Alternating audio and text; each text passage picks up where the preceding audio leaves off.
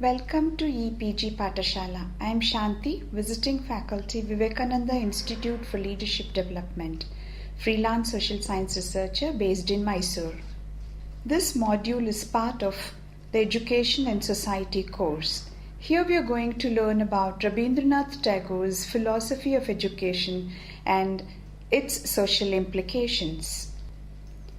Rabindranath Tagore, recipient of Nobel Prize for Literature in 1913, is internationally known as a great poet. He was born in the year 1861 in Calcutta, the then Bengal. His mother was Sarla Devi and father Maharshi Devendranath. From his earliest days, Rabindranath grew up in a house where all the emerging changes in the Indian society were flowing around his daily life. In Bengal, this change, more often known as Renaissance, found expressions in three great movements: religious, literary, and national.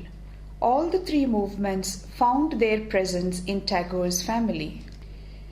Tagore himself started writing poems at an early age of 8, and at the age of 13 his poems were published in a Bengali monthly magazine, Bharati, under the name Banu Simha. We know Tagore as a great and as a unique educator. Tagore did not have any academic degrees in education, but he was a great educator of his time. He not only advocated changes in education, but practiced them in his school at Shantiniketan. Tagore's educational theory found practical expressions in his school at Shantiniketan. The aim of Shantiniketan was neither ascetic nor revivalistic, but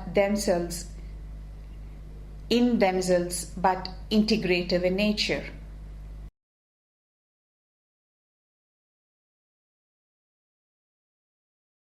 Now let us understand the philosophy of education as propounded by Rabindranath Tagore. Tagore laid great stress and emphasis on the aesthetic development of the senses in his philosophy of education. He argued that development of the senses was as important as intellectual development. He therefore gave prominence to music, literature, art, dance, and drama in the daily life of the school.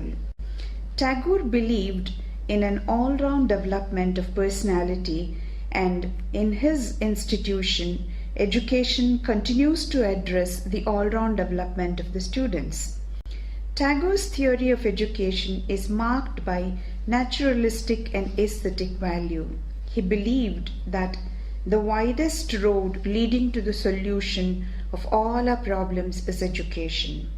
Education can develop a new pattern of life which culminates in the realization of universal man. Tagore's system of education lays emphasis on the intellectual, physical, social, moral, economic, and spiritual aspects of human life by which a man can develop into an integrated personality. Tagore believed that along with education, economic upliftment is also necessary, since economic life covers the whole width of the fundamental basis of society, because its necessities are the simplest and the most universal. He suggested that educational institutions, in order to obtain their fullness of truth, must have close associations with this economic life. Our universities must not only instruct but live, not only think but produce. Aims of education according to Tagore. Tagore's views on education and its aims are reflected in the goals of Shantiniketan, an educational institution founded by him. The aims of education according to him are as follows. Firstly, self-realization. Self-realization is an important aim of education. Manifestation of personality depends upon the self-realization and spiritual knowledge of an individual. Secondly, intellectual development. Tagore also greatly emphasized the intellectual development of the child. By intellectual development, he means development of imagination, creative free thinking, constant curiosity and alertness of the mind. Children must be free to adopt their own ways of learning, which would lead to all-round development. Thirdly, physical development. Tagore's educational philosophy also aims at the physical development of the child. He gave much importance to a sound and healthy physique. Fourthly, love for humanity. Tagore held that the entire universe is one family. Education can teach people to realize the oneness of the globe. Education for international understanding and universal brotherhood is another important aim of his educational philosophy. Next, establishment of relationship between man and God. Tagore noted that human beings possess different qualities and potentialities that are bestowed by God. He stressed on freedom as another important aim of education. Freedom, according to Tagore, is an integral aspect of human development. Education is a personality-building process. It explores the innate power that exists within all human beings. It is not an imposition, but a liberal process that provides utmost freedom to individuals for their all-round development. He says, education has learning only when it is imparted through the path of freedom. He stressed on mother tongue as the medium of instruction. Tagore very strongly believed that the language is the true vehicle of self-expression. People can freely express their thoughts in their mother tongues. Tagore has emphasized that mother tongue must serve a medium of instruction for a child's education. He laid stress on moral and spiritual development. There must be an adequate provision for the development of selfless activities, cooperation and love, felt feeling, and sharing among the students and educational institutions. Social development to him was another important aim of education. Every human being must develop social relationship and fellow feeling from the beginning of one's life. Education aims at developing the individual personality as well as social characters, which enables them to live as worthy beings in society. It emerges from an understanding of the goals of education as enunciated by Tagore that he stressed on the emancipation of the soul more than the body or mind. For us to maintain our self-respect, which we owe to ourselves and to our creators, we must make the purpose of our education.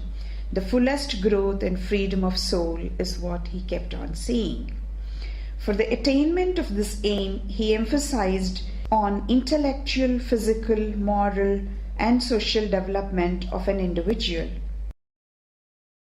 In many works of Tagore, he has discussed what, according to him, ideal education ought to be. He refers to ideal education as one that covers an ideal atmosphere, institution, teacher, and method. While discussing Tagore's educational ideas, Alex Aronson noted that the perfect education given to a child should therefore be like the perfect poem, self-contained, unified, and controlled by the ever-recurring rhythm of natural growth from childhood to adulthood. To Tagore, it was not the formal method of teaching which was the most important part of an ideal education, but it was the environment which surrounded the education pattern. Similarly, an ideal institution in Tagore's view should provide children with the first important lesson of improvisation and with constant occasions to explore one's capacity through surprises of achievements. There is no place for constant imposition of ready-made ideas and knowledge. Tagore noted that ideal education can be imparted only by an ideal teacher. According to Tagore, the greater part of our learning in school has been wasted because for most of our teachers, their subjects are like dead specimens of once living things with which they had learned acquaintance, but no communication of life and love. The teacher who merely repeats bookish knowledge mechanically can never teach anything that can never inspire, and without proper inspiration, independent creative faculties can never develop. Thus, true education, he asserts, develops the power of self-reliance, the ability to do without materials and machine. According to Tagore, books make the mind lazy.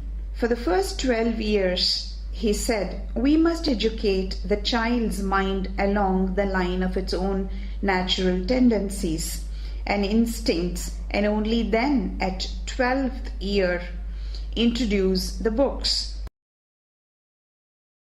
He never believed in compulsion, but tried to give the best side of human nature a chance to show itself. Everything in the school he left to the initiative of the pupils, though they were always in close touch with their elders.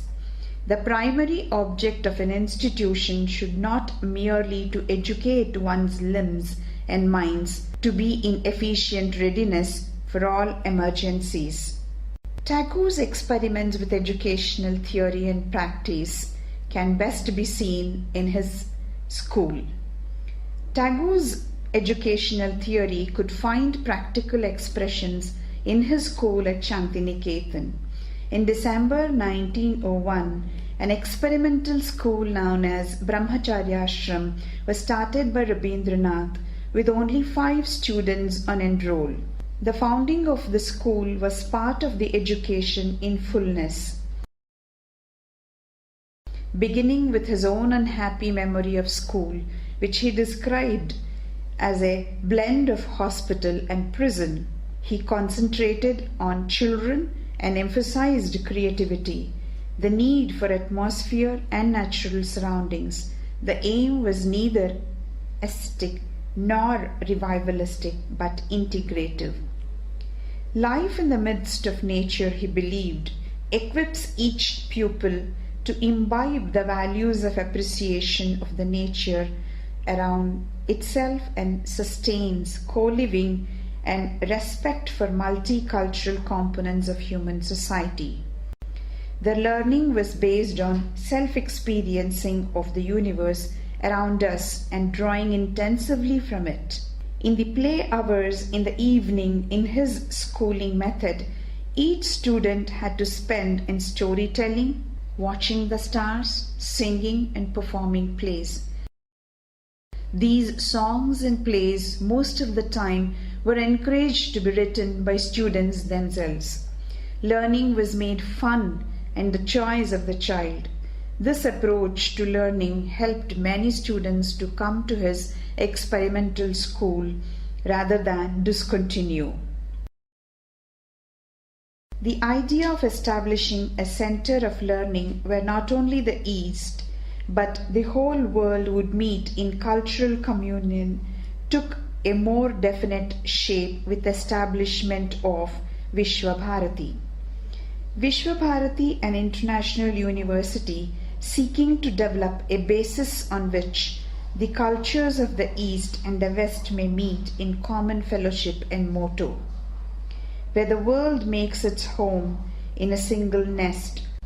Vishwa-Bharati as a whole aimed at establishing a living relationship between the East and the West, promoting interracial amity and intercultural understanding and fulfilling the highest mission of the present age, the unification of humankind. Any description of Vishwa-Bharati is incomplete without Sriniketan. Tagore believed that an important part of the work of a university should be to gather accurate knowledge about rural conditions, their practices related to various aspects of life in general, and agriculture and economy and social issues in particular, and also their tribulations related to the life situations. He wanted the knowledge acquired by the students and research groups be used to solve the issues and problems faced by rural communities. To Tagore, the word Shri in Sriniketan stood for prosperity.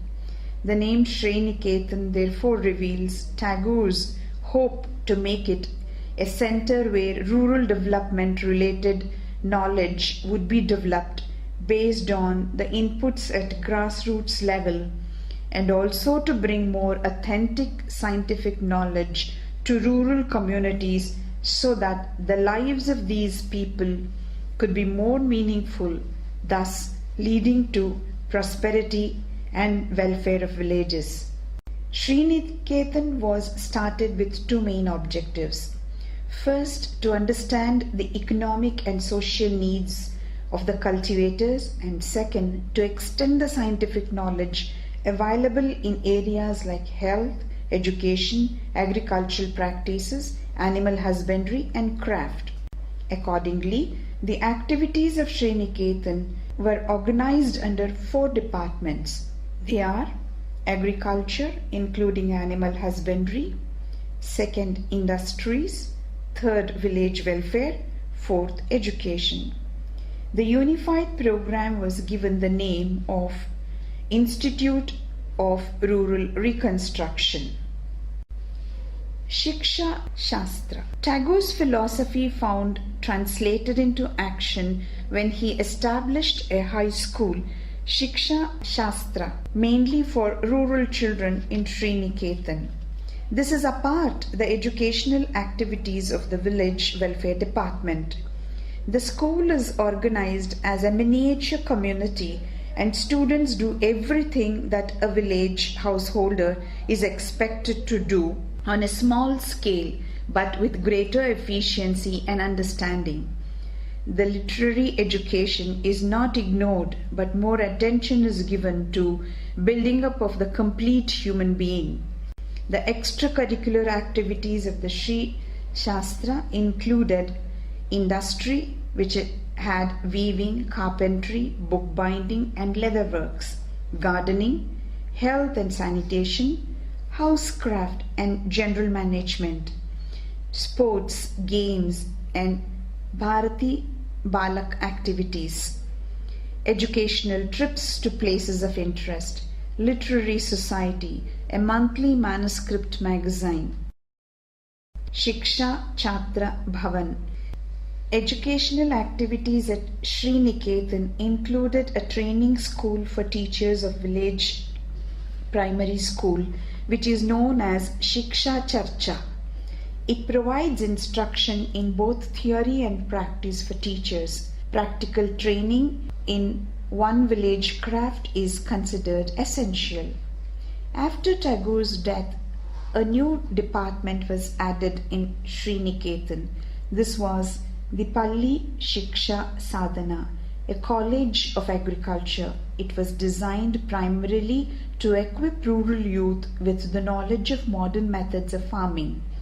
Besides instruction in basic sciences like chemistry, physics, mathematics, botany, and zoology, it also provides specialized courses in agronomy, goat keeping, agricultural economics, agricultural chemistry, horticulture, entomology, agricultural engineering, plant pathology, genetics, plant breeding, and farm management. Practical training in agriculture and dairy farms and fieldwork are an integral component of the course.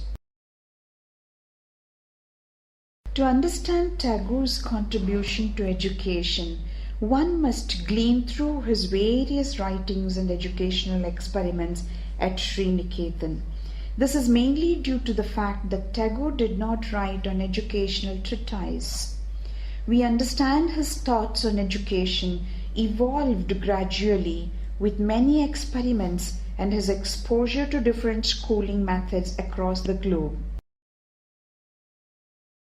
He envisioned an education that was deeply rooted in one's immediate surroundings but connected to the cultures of the wider world, predicted upon pleasurable learning, individualized to the personality of the child.